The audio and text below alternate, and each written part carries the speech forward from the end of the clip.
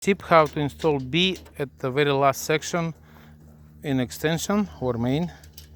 So it's basically slides inside. So what you can do, you can slide it all the way up or all the way down.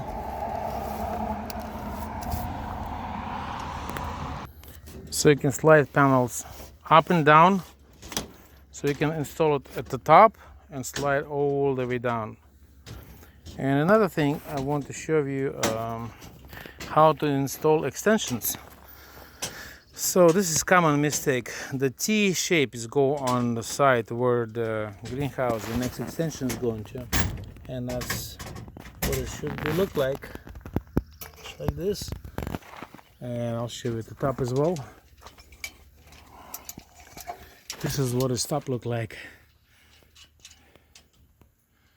That's the existing one, and that's the extension.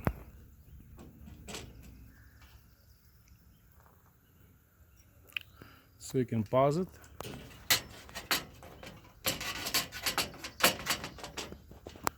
Okay.